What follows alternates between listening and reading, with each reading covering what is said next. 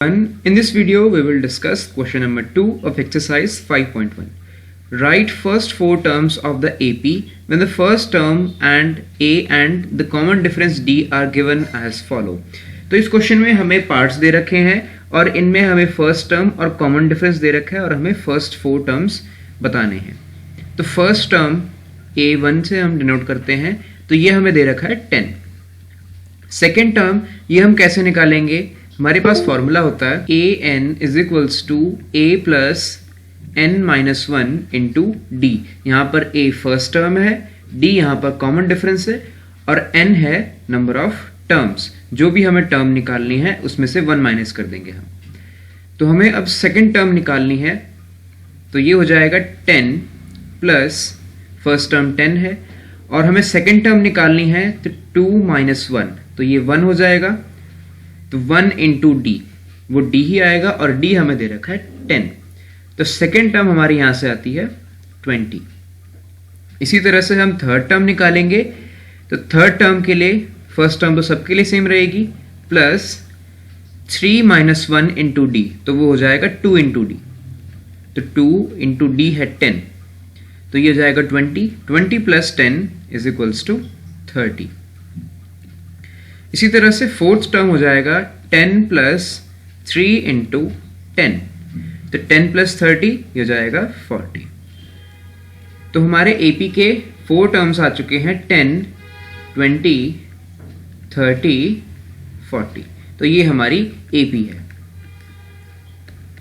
Second part a is equals to -2 and d is equals to 0. इस part में first term दे रखा है -2 और कॉमन डिफरेंस 0 है. तो a1 को हम क्या लिखेंगे? -2 गिवन है ये. a2 को हम लिखेंगे a प्लस डी, ये इसका फॉर्मूला होता है सेकेंड टर्म का. तो -2 प्लस 0, तो ये आ गया -2, ये आ गई सेकेंड टर्म. इसी तरह से थर्ड टर्म हो जाएगी a plus n minus 1 into D. n यहाँ पर 3 है तो यहाँ पर आ जाएगा 2d और यहाँ पर -2 है फर्स्ट टर्म और d 0 है तो ये -2 ही रहेगा. अब फोर्थ टर्म, तो फोर्थ टर्म भी इसी तरह से -2 आएगी क्योंकि d 0 है तो ये हर टर्म के लिए 0 आता रहेगा. तो हमारी AP बन जाएगी -2, -2, -2 एंड -2 एंड सो ऑन. तो ये हमारी AP है. थर्ड पार्ट, यहां पर फर्स्ट टर्म दे रखा है 4 एंड कॉमन डिफरेंस दे रखा है -3. तो फर्स्ट टर्म यानी A1 ये हो जाएगा 4 के इक्वल. सेकेंड टर्म इसको लिखते हैं a प्लस डी. अब फर्स्ट टर्म हमें दे रखी है 4 और d है -3, तो सेकेंड टर्म आ जाएगी 1. अब थर्ड टर्म निकालते हैं, तो थर्ड टर्म हो जाएगी a प्लस 2d. a है हमारे पास 4 और d हमारे पास है -3, तो ये जाएगा 4 माइनस 6. तो थर्ड टर्म हो जाएगी -2. इसी तरह से फोर्थ टर्म हम निकालते हैं, तो फोर्थ टर्म हो जाएगी a plus 3 into D. a की वैल्यू है 4, 3 इंटू डी की वैल्यू है -3, तो ये हो जाएगा 4 माइनस 9, तो इसकी वैल्यू आ जाएगी -5. तो हमारी AP यहां से आ जाएगी 4, 1, -2 एंड -5 एंड सो ऑन. तो ये हमारी AP है. फोर्थ पार्ट, यहां पर फर्स्ट टर्म गिवन है -1 और D यहां पर गिवन है 1/2. तो अब फर्स्ट टर्म हो जाएगी -1 गिवन है ये. सेकेंड टर्म देखते हैं, सेकेंड टर्म होगी a प्लस डी. a यहां पर है -1 और d यहां पर है 1/2. अब इनको हम ऐड करेंगे तो ये हो जाएगा, एलसीएम लेंगे तो ये जाएगा 2 एंड -2 प्लस 1, तो इसकी वैल्यू यहां से आती है -1/2. इस तरह से अब थर्ड टर्म निकालते हैं. थर्ड टर्म को हम लिख सकते हैं a प्लस 2d. a की वैल्यू -1 और d की वैल्यू हो जाएगी 2 इंटू 1/2. 2 से 2 कैंसिल, तो -1 प्लस 1, तो ये आ जाएगा 0. तो थर्ड टर्म हो जाएगी 0. अब इसके बाद फोर्थ टर्म, तो ये हो जाएगी a plus 3d। Fourth term, first term है -1 और 3 इंटू 1/2, तो एलसीएम ले लेंगे तो एलसीएम 2 आएगा, -2 हो जाएगा ये प्लस 3, तो अब फोर्थ टर्म आ जाएगी 1/2।